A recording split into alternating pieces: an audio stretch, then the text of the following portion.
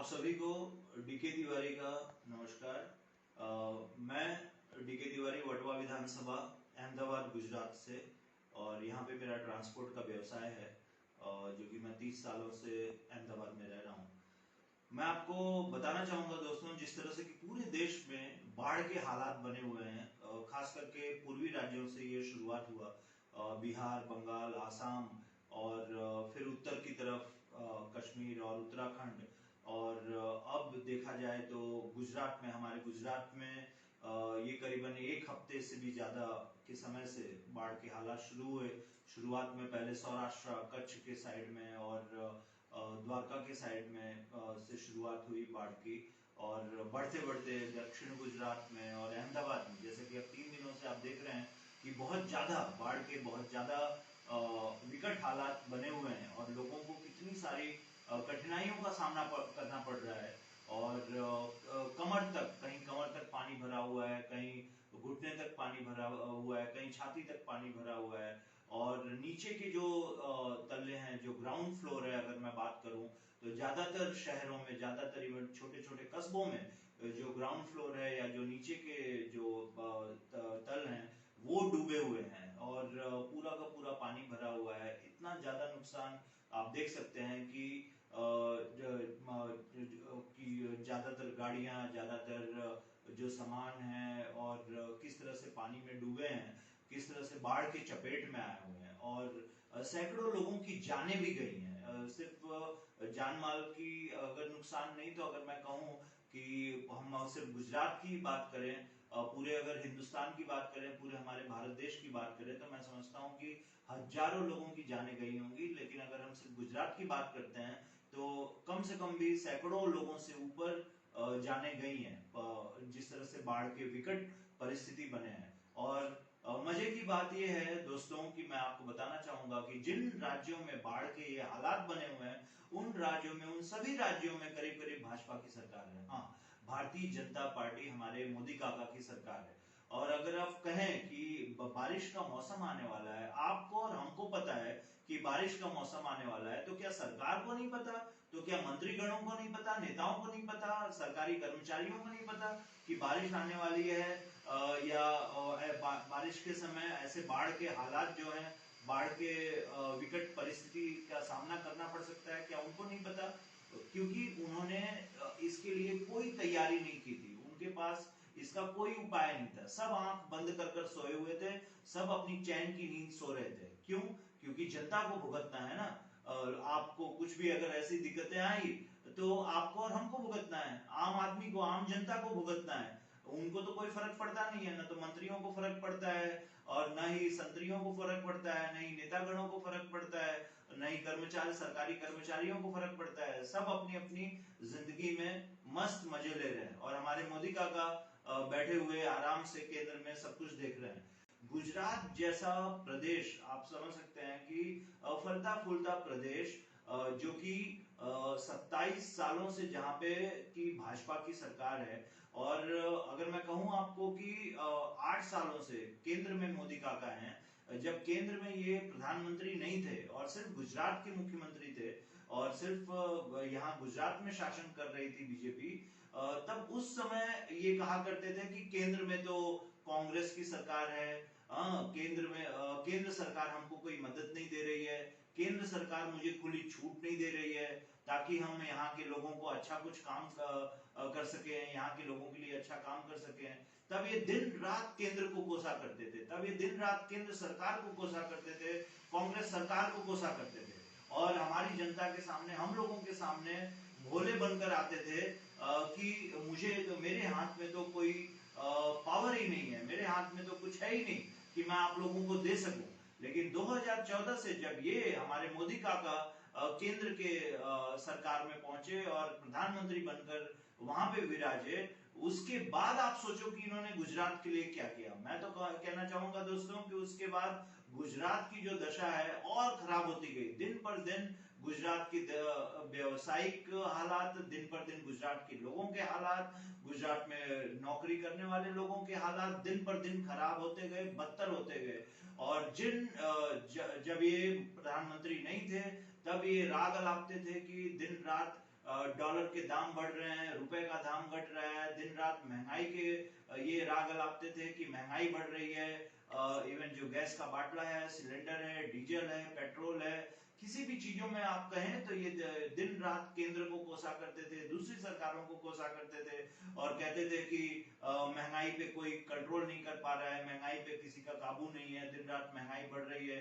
और अब आप देखिए 2014 में जब से हमारे मोदी काका विराजे हैं, केंद्र में प्रधानमंत्री बने हुए हैं, देश का भंडाधार हो गया। महंगाई महंगाई अपने चरम सीमा पे है दोस्तों।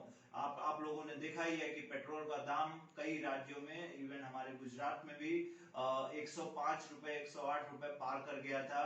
मैं कहना चाहूंगा दोस्तों कि सिर्फ और सिर्फ इनकी जो नीति है मोदी काका की और भाजपा सरकार की जो नीति है, सिर्फ आपके और हमारे सामने ये कब आते हैं पता है? जब इनको वोट मांगना होता है, जब इनकी खुद की इनकी स्वार्थ होती है, जब इनको खुद कोई जरूरत होता है आपका, तब आते हैं। आज जैसे कि आप देख रहे हैं गुजरात में आज हफ्ते 10 दिनों से बाढ़ का हालात बना हुआ है। कितने मंत्री निकल कर आए सामने, कितने नेता निकल कर आए सामने, आपको शायद नाम तक याद नहीं हो। लोग आपको मैं बताऊं, झुग्गी झोपड़ियों का जो इलाका है, जो लोग बेचारे गरीब लोग हैं, जिनके पास पक्के मकान तक पूरी तरह नहीं है, वो लोगों की हालत मैं बताऊं, इवन गांव के किसानों की हालत, छोटे छोटे गांव की हालत, शहरों की हालत तो विकट है ही है दोस्तों।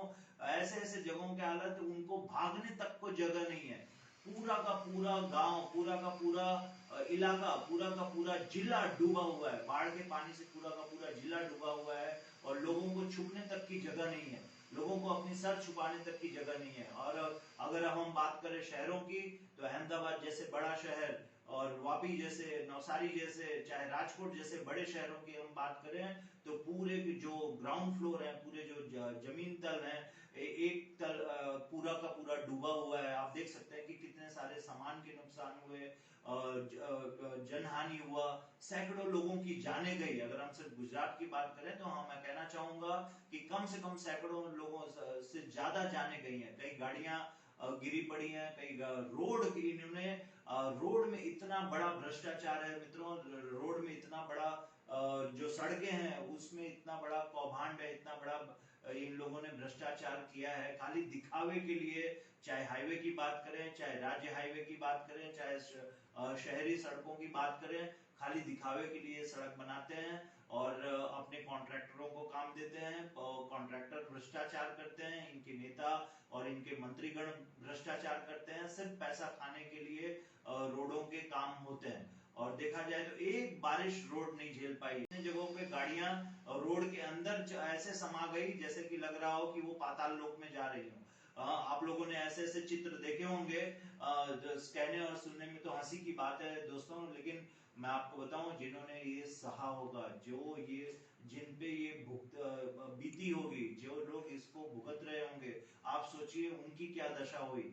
इवन शहरों में पूरे के पूरे बेसमेंट जो है, पूरे के पूरे जो पार्किंग एरियाज है, पानी लबालब भरा हुआ, सैकड़ों की सैकड़ों गाड़ियां, सैकड़ों के सैकड़ों टू व्हीलर्स पूरे पानी में एकदम डूब गए, नुकसान हुए और खत्म हो गए। और साथ साथ कई लोगों की जान गई, कई लोग नाले में गिरे हैं, तो कई लोग खड्डे में गिरे हैं, कई लोग गटर में गिरे हैं। लेकिन इस सरकार के पास अगर हम कहें तो हमारी ये भारतीय जनता पार्टी की जो सरकार है, इसके पास कोई समाधान नहीं है, इसके पास इसकी कोई उपाय नहीं है और न ही इसके कोई नेतागण मंत्रीगण निकल कर आए। सब अपने अपने जीवन में मस्त हैं, सब अपने अपने जिंदगी में, सब अपने अपने कामों में व्यस्त हैं, किसी को जनता की कोई सुध बुध नहीं है। और हमारे मोदी काका की बात करें तो ये गुजरात की जो है, गुजरात की जनता की चिंता करने के बजाय या देश की जनता की चिंता करने के बजाय रोज कहीं उद्घाटन के लिए पहुंच रहे हैं, तो कहीं फीता काटने के लिए पहुंच रहे हैं, कहीं पे हमारे संसद भवन का उद्घाटन कर रहे हैं, तो कहीं मंदिर में जाकर पूजा कर रहे हैं। इनके पास इसके अलावा और कोई काम नहीं है, इनके पास हमारे आपके लिए, जनता के लिए कोई काम नहीं है। कि ठीक है, ऐसे इतनी विकट स्थिति बनी हुई है, चाहे गुजरात की जैसे कि हम बात कर रहे हैं, इतनी विकट स्थिति बनी हुई है कि इनको कोई ना कोई उपाय करना चाहिए, लोगों तक, जनमानस तक संभव मदद पहुंचानी चाहिए, लेकिन उसके बजाय ये अभी भी भ्रमण, अपनी जो भ्रमण की इनकी जो भूख है वो मिटा रहे हैं। चारों तरफ घूम घूम के, चाहे कहीं वोट के लिए, चाहे अपने स्वार्थ के लिए, जैसे कि अभी ये कुछ समय पहले तेलंगाना पहुंचे हुए थे, कहीं और पहुंचे हुए थे, तो ये सिर्फ अपने स्वार्थ की भूख मिटा रहे हैं। मैं कहना चाहूंगा दोस्तों कि ये बात करते हैं दिन रात की आत्मनिर्भर बनो, वोट आप लोग इनको करें, हम लोग वोट इनको करें, सरकार से हम अपेक्षा रखें कि सरकार ऐसे जरूरत पे हमारी मदद करेगी, और ये सिर्फ अपना पल्ला झाड़ देते हैं ये करके कि हाँ आत्मनिर्भर बनो। अरे भाई, जब हमें आत्मनिर्भर ही बनना है तो आपका क्या काम है? हमने आपको क्यों वोट किया? आप क्यों सरकार चला रहे हैं? दिन रात टैक्स आप ले रहे हो, सुबह से लेकर रात तक, रात को हम सोते होते हैं तो भी टैक्स चालू है। जो आप बिजली बिल भर रहे हो, जो आप पानी पी रहे हो, जो आप श्वास ले रहे हो, आप ये समझ लो कि उस पे भी टैक्स है। दिन रात टैक्स हम भर रहे हैं, दिन रात सरकार को टैक्स मिल रहा है। वो सारे टैक्स के पैसे गए कहाँ? ये म्यूनिसिपल कॉर्पोरेशन की अगर हम बात करें कि सारे महानगर पालिकाओं में, सारे जगहों पे, गुजरात की अगर जैसे कि हम बात कर रहे हैं, हर जगह ये कॉर्पोरेशन है, म्यूनिसिपल कॉर्पोरेशन है, इतना सारा पैसा कॉर्पोरेशन के पास आता है, ये पैसा गया कहाँ आखिर? और क्यों कोई उपाय नहीं है जनता के लिए? जैसे कि ये इतनी बुरी भी बाढ़ की हालात नहीं बनी हुई है कि जिसके लिए कि ठीक है कि इनको कोई उपाय ना सूझ रहा हो। हर बार, ये हर साल की बात है, हर साल इतनी बारिश आती है, हर साल पानी का जमाव होता है, लेकिन इनके पास कोई इसका उपाय नहीं होता है। ये बारिश के पहले गटर साफ नहीं करवाते, ड्रेनेज क्लीन नहीं करवाते, उसका रास्ता नहीं निकालते कि पानी इतना अगर भरेगा तो ये पानी जाएगा कहाँ, जनता के लिए क्या उपाय करना चाहिए, इनके लिए इसके पास कोई उपाय नहीं होता। सिर्फ और सिर्फ भ्रष्टाचार का इनकी अपनी जो ये रहती है पैसा खाने की, इनके नेताओं की, इनके मंत्रीगणों को अपना सिर्फ जेब भरने की, वो सिर्फ इनका चालू रहता है। और हमारे मोदी काका जो कि केंद्र में बैठे हैं, अभी दिल्ली बैठे हैं, वो वहां से बैठे बैठे सिर्फ खाली यहाँ पे फोन कर कर हाल चाल लेकर औपचारिक पूरा करते हैं। हाँ भूपेन भाई કેમ છો? મજામાં? શું ચાલે છે ગુજરાતમાં? હા, પૂર આવ્યું છે લાગે છે। હા, બહુ વધારે તો નહીં આવ્યું ને? આખું ગુજરાત ડૂબી ગયું કે બાકી છે? ક્યાં અમદાવાદ ડૂબ્યું? નવસારી ડૂબ્યું? ક્યાં ક્યાં ક્યાં સુધી પાણી પહોંચ્યું? કેટલે પાણી પહોંચ્યા? હા, તમે ચિંતા ના કરતા ભૂપેનભાઈ, એ તો 3-4 દિવસની વાત છે, પાણી જતી રહેશે। આ તો જનતાની આદત છે, એ પોતે આત્મનિર્ભર છે બધા, એ સાચવી લેશે એ લોકોને। તમે તો તમારા ઘરમાં ભજીયા ને ફાફડા ખાઓ અને મજા કરો, વાંધો નહીં। અને કઈ કઈ વધારે है तो કહીજો।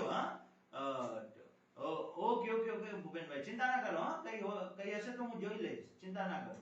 હા, ખબર છે મને, ઇલેક્શન આવવાના છે। અરે ક્યાંય નહીં, 27 વર્ષથી અમે લોકો રાજ કરીએ છે, ભાજપા રાજ કરી રહ્યા છે, जनता क्या नहीं जैसे क्या वोट नाखवा नहीं जाए, हमारी पासे જ આવશે। चिंता ना करो तुम, तुम्हारे આપણી જ છે। आपके सामने मैं ये अपील करने आया हूँ कि जहां जहां हमारी आम आदमी पार्टी के कार्यकर्ता हैं, जहां जहां भी आप सभी हो, हमारे साथियों, भाई और बहनों, वो आप निकल कर बाहर आओ। इस सरकार से हमें कोई मदद मिलने वाली नहीं है, हमें और आपको ही निकल कर आना पड़ेगा।